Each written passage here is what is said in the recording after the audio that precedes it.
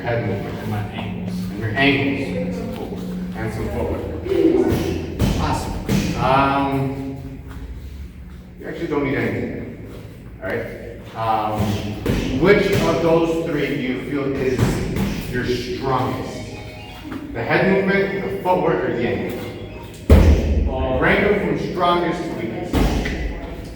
Footwork, ankles, and the head. Footwork, ankles, and then the head movement. Okay. So let's warm you up a little bit with the footwork and the ankles. So you have that, and you're ready for that. Just focus on the head movement. When you say head movement, is it kind of when nothing's going on, as you're throwing, or for defense? Mainly as I'm throwing it in defense. Mainly as you're throwing in the defense. Okay.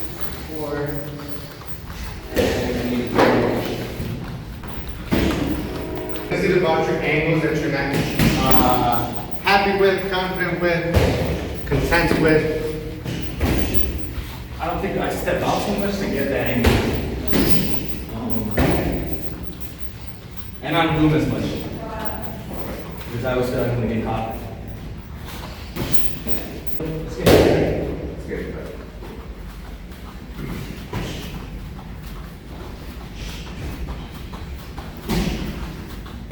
Angles is putting yourself in a position where you can hit your opponent without you getting hit yourself. In some terms, it's having your feet pointing at your opponent and their feet not looking at me.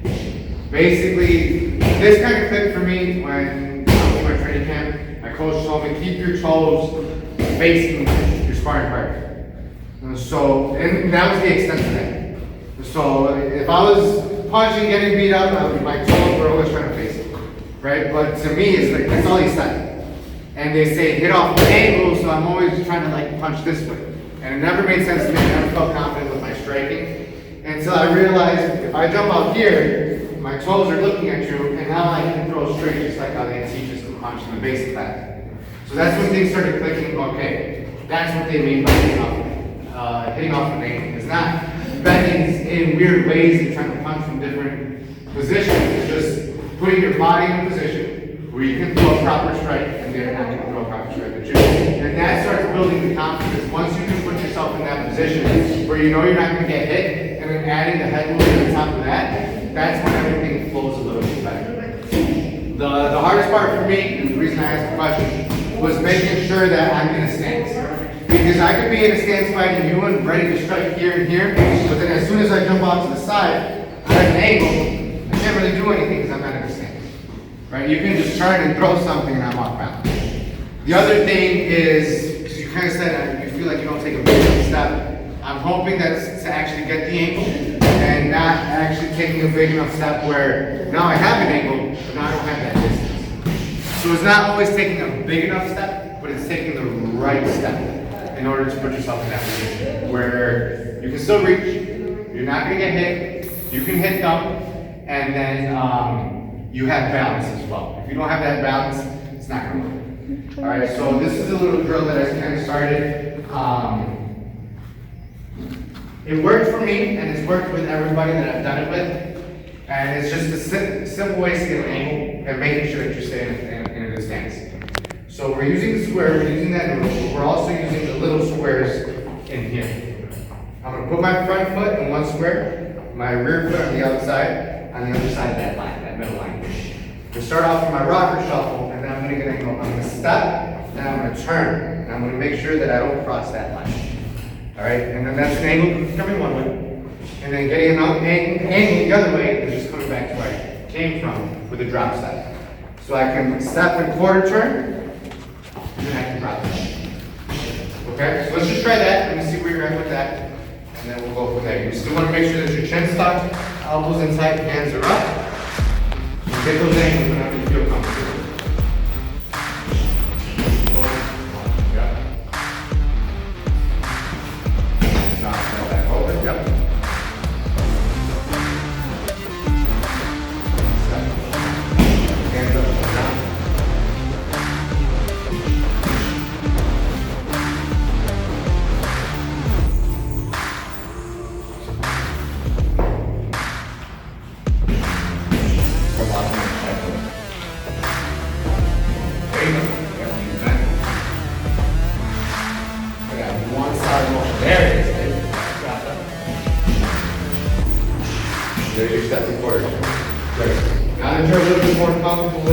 try not to look down.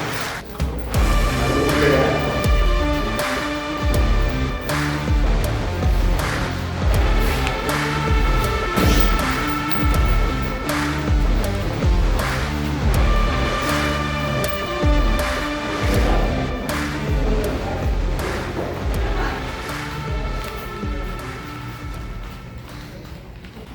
And time. How'd that go? Better? Yeah. The drop step and the step and quarter turn are probably the two common types of footwork for eagles.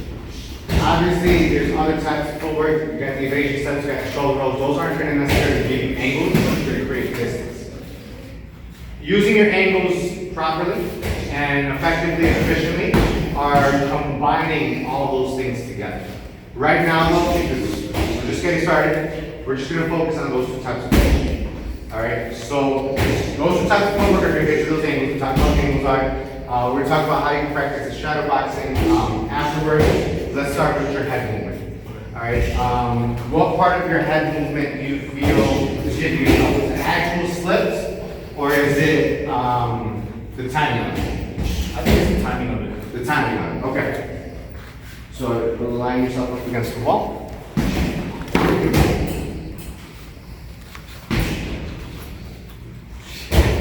Alright, not gonna whip it.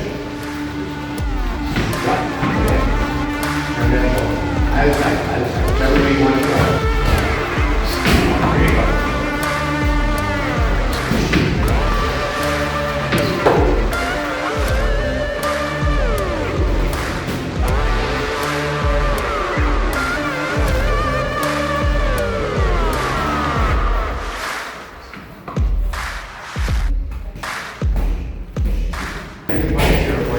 Same concept there. And you're going to step in quarter turn. You're going to try to touch either my shoulder or back. Yep. Here, and this is a drop step. That's where you're trying to step. Yep. Make sure you're stepping to reach. Slow step. There. Hands back to your face.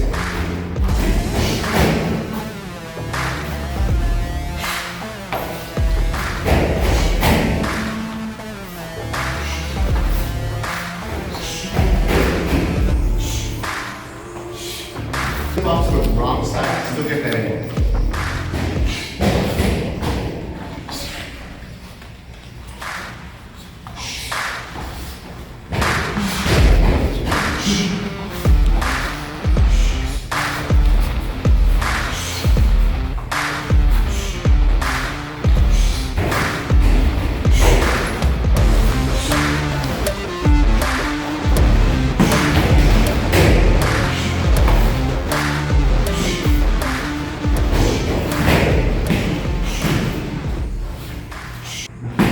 That's your defense, that's also your offense. The same as we talked about last month, your splits are just your slips with the punch added to it. That's what you're going to be doing as you're moving. The way that, what really helped me was thinking I'm always throwing a punch, even if I'm not. So if you and I are fighting, I'm here, and my footwork is kind of just, that was when I crossed the slip step quarter turn. There's my jab, it's the drop step. I didn't throw any of those punches because I wasn't in range. I was trying to get your reactions. That's where those facing feints also come in as well. But what that also does for me is that as I'm doing that, if you happen to throw a jab at that same time, I've trained my body to see an opening and take it as quickly as possible. And that's why it's so important to always stay in your stance, so that your body is always ready to show strength. The thing that's going to be different when you're talking about head movement offensively is you might have to start adding some bottom weaves to it. And with that, it's important to remember you're bending at the knees, not at the waist. Because that's where you're getting choked, looking at uppercuts, you're looking at knees. You want to slip, you're going to squat, and you're going to step off to the side. Alright, so right now, pick a spot on the wall. Okay, just always move your head around it. And once I slip, once I'm off that center line, I don't want to come back to it. So this is where I can step a quarter turn. If I slip to this side, that's where I can drop step. But what we're going to add, if I slip off to this side, and I want to go to the other side because my opponent's cutting me off, I'm going to squat underneath it and come around to the other side. If I slip off to this side, I'm going to squat underneath it and come off to the other side. Okay? So just pick a spot on the wall and just kind of work that a little bit. Hands up by your face, elbows in tight, and start moving your head around that spot. Try not to let your nose go back to that same spot. So around there.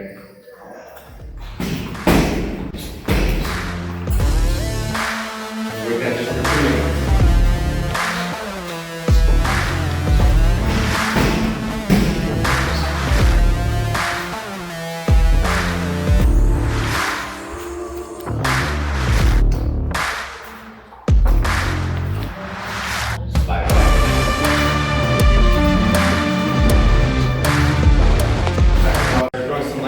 There as well. I'm going to make sure you don't go miss it. Try to face different directions. Don't turn your toes. You're either hitting at that center line or you're making a new one. There.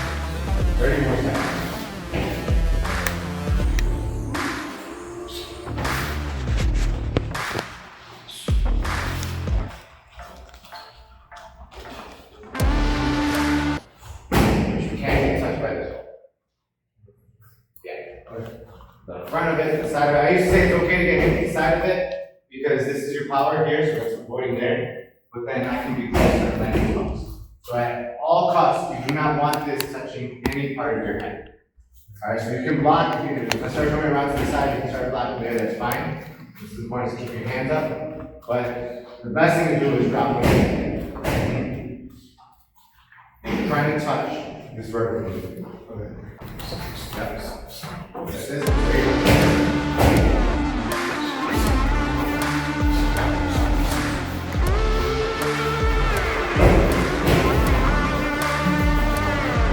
There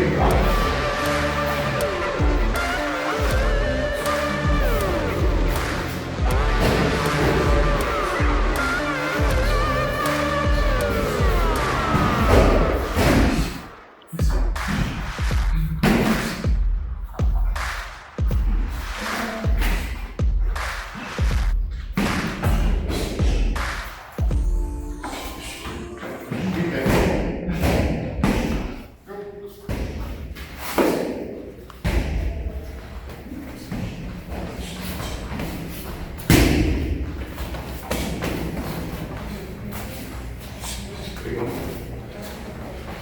There. Step closer.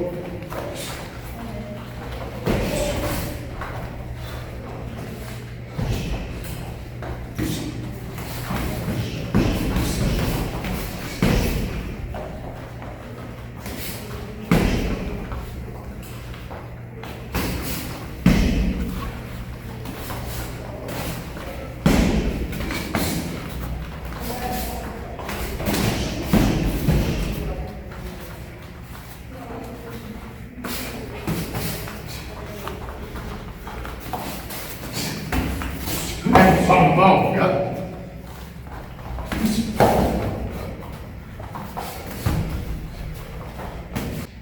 The longer you stay here, the more you're giving me time to read what the best punch I can throw is. 11 years experience, I don't need that much time to do it. Newer guys might need more time to do it, so you can buy yourself some more time there. General rule of thumb, the only time you're here is when you throw. If you're not throwing, don't be. If you're a counter striker, if you're waiting for me to throw, that's when you start standing a little bit more still, because you kind of want to invite that other person to throw, but you gotta have that faith that you're gonna move your head and you're gonna do something. And once you do something, you make a new angle, and then you have two options. So if you split my jab, boom, get your drop step. As soon as I turn to face you, you're either throwing as I turn, or you're making a new angle. There. So as soon as I turn here, you could be slipping step forward, turning to the other side, or going across, whatever you want. Only time you're in front of me is because you're throwing. If not, you're moving.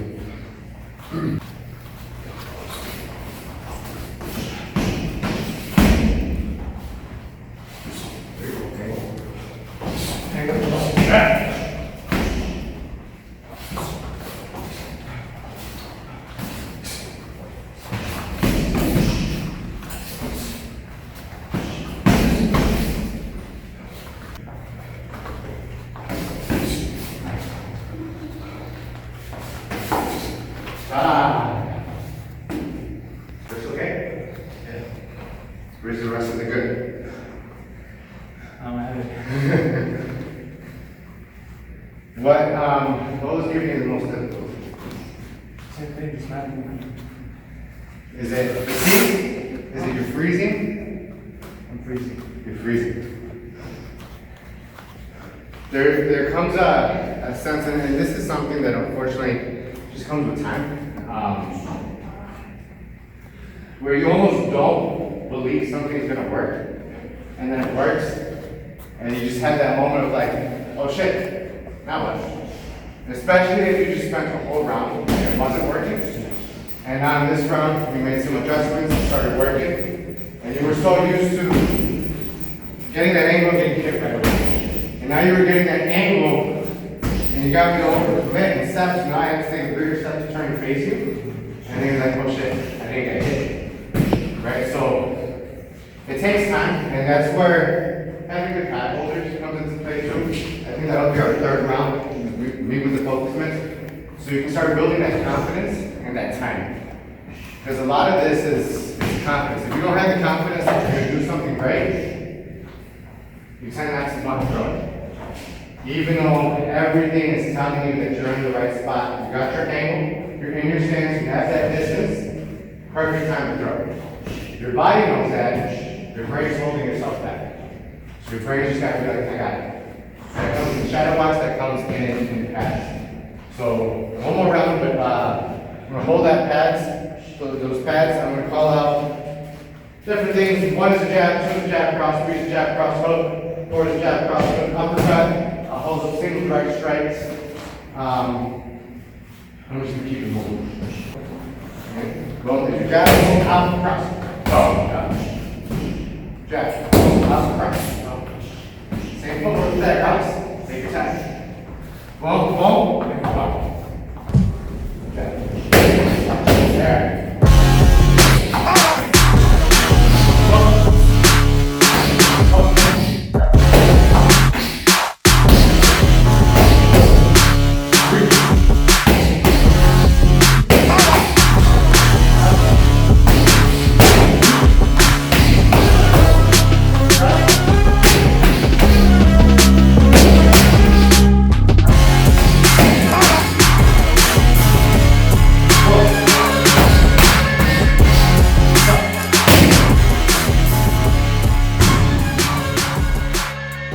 Even if you have the pad holders very stationary, you can move around.